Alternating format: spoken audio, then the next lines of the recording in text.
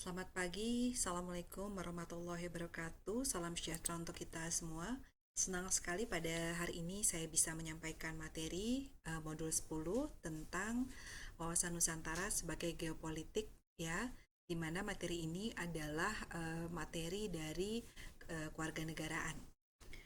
Materi yang saya sampaikan adalah materi yang singkat, ya. Nanti untuk lengkapnya Anda bisa membaca di modul dan juga materi-materi yang saya sudah upload di e-learning.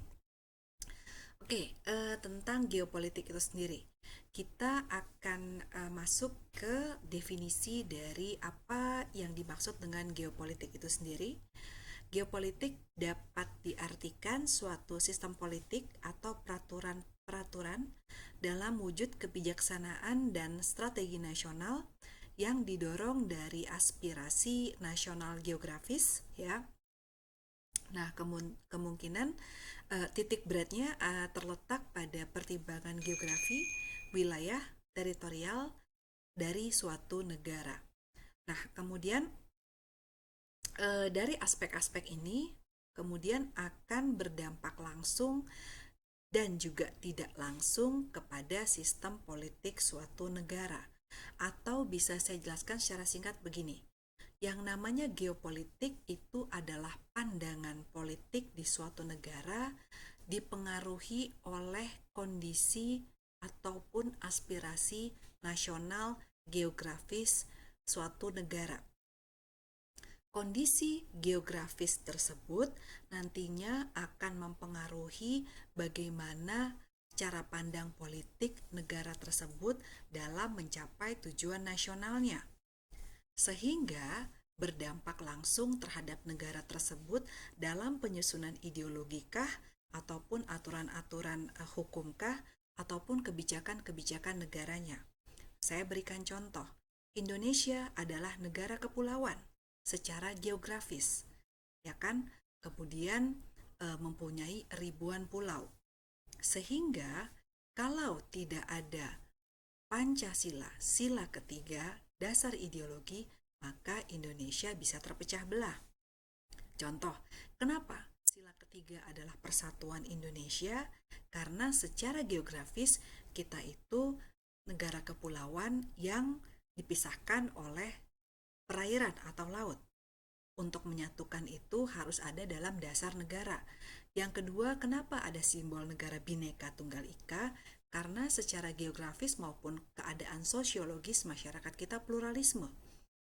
Ada berbagai macam agama, suku, ya kan, bahasa daerah dan lain sebagainya. Sehingga dengan semboyan Bhinneka Tunggal Ika, maka di situ diharapkan terciptanya persatuan. Sehingga cara pandang seperti ini namanya geopolitik. Karena muncul cara pandang seperti ini kayak misalnya Pancasila, kemudian Bhinneka Tunggal Ika ataupun aturan hukum karena dilihat dari kondisi geografis ataupun sosiologis daripada masyarakatnya.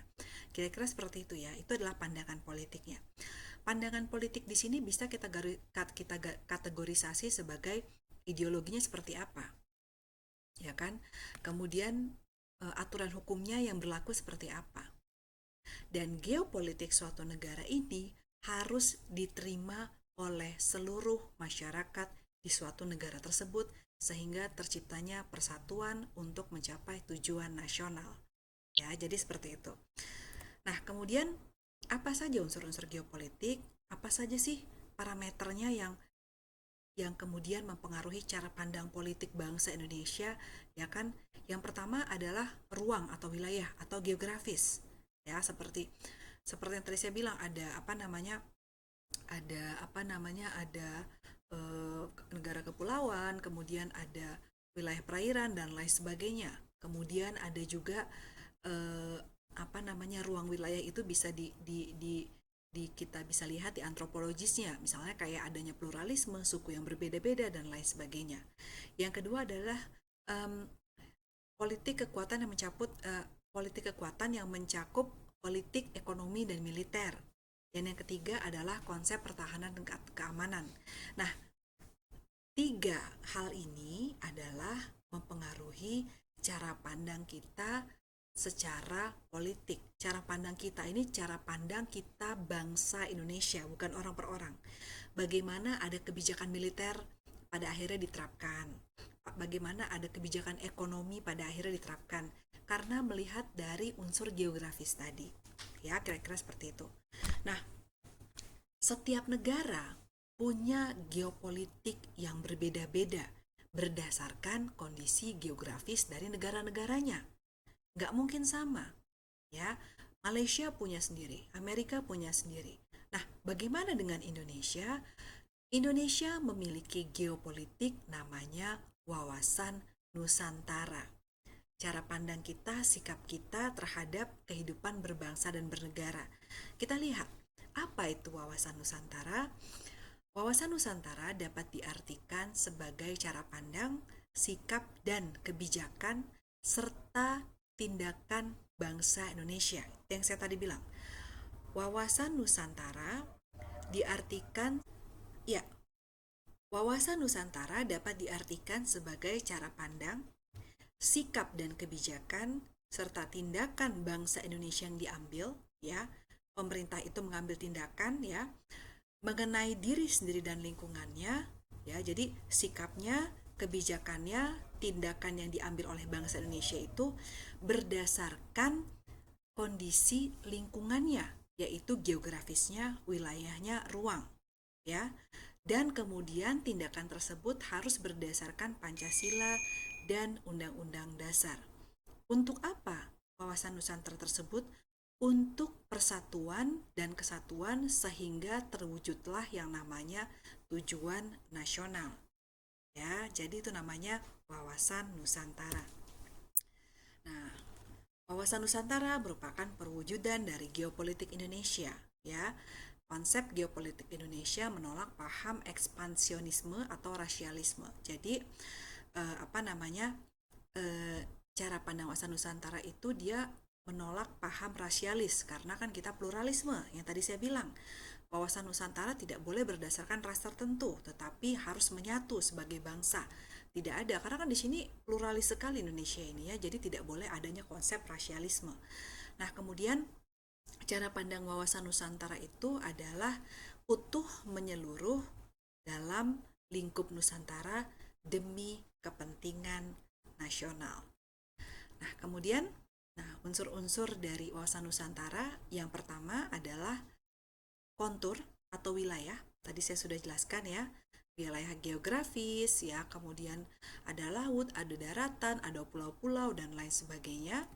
Nah, kemudian ada konten. Konten itu adalah isinya. Konten itu adalah atas dasar dari wilayah tadi, kemudian Indonesia memiliki cita-cita ya. Kemudian yang terakhir adalah tingkah laku ya, berdasarkan falsafah dari kebangsaan itu sendiri. Nanti ini bisa Anda baca sendiri di modul ya, penjelasan lengkapnya. Nah, wawasan Nusantara sebagai wawasan kewilayahan. Nah, di sini saya akan menerangkan tentang deklarasi Juanda ya. Jadi, salah satu contoh dari implementasi wawasan Nusantara adalah deklarasi Juanda. Pada tahun 1939, Indonesia pada saat itu belum merdeka, masih menggunakan peta dari Belanda yang bernama TZMKO. Ya, nah Anda bisa lihat di gambar ini, setiap pulau memiliki wilayah perairan 3 mil. Wilayah perairan teritorial 3 mil diukur dengan cara menarik garis pangkal berdasarkan air pasang surut di setiap pulau. Jadi Anda bisa lihat nih, Sumatera ini dikelilingi oleh garis-garis halus nih, garis-garis yang mengelilingi Pulau Sumatera. Setiap pulau ini memiliki garis-garis. Nah, ini kalau Anda lihat kayak Kalimantan, ini memiliki wilayah perairan sebanyak 3 mil ya di setiap pulau. Nah, di luar dari garis-garis setiap pulau ini adalah laut bebas. Ini adalah peta wilayah perairan kita berdasarkan peta Belanda dulu, TZMKO.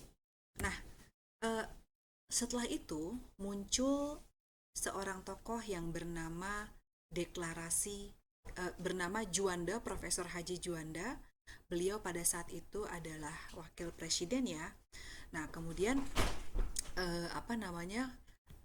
mendeklarasikan tentang kalau negara kepulauan memiliki wilayah perairan yang tadi.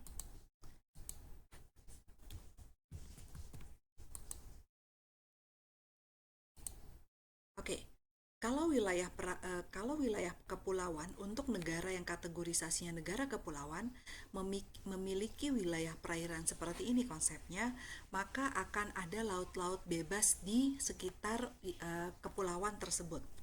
Sehingga ini akan membahayakan ketahanan nasional karena ada laut bebas di antara pulau-pulau.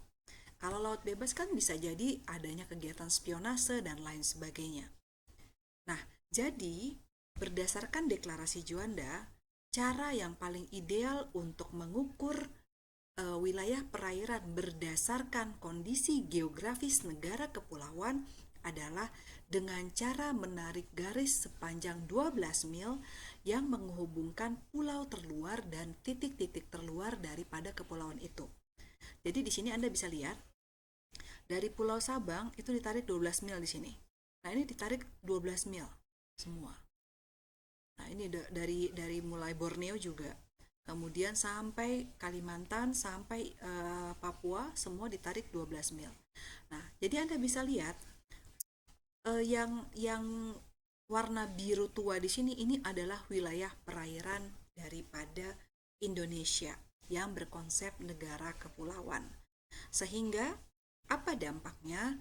Dampaknya perairan Indonesia menjadi semakin luas.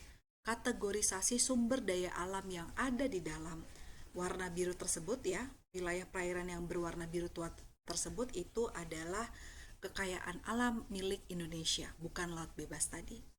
Nah, itu adalah cara pandang politik bangsa Indonesia terhadap wilayah perairan melalui deklarasi Juanda berdasarkan wawasan Nusantara. Nah, itu ya salah satu contoh dari wawasan Nusantara. Oke, itu tadi materi yang saya sampaikan tentang wawasan Nusantara. Selengkapnya Anda nanti bisa membacanya di modul dan juga di video-video yang saya upload. Terima kasih atas perhatiannya. Sampai berjumpa di materi berikutnya.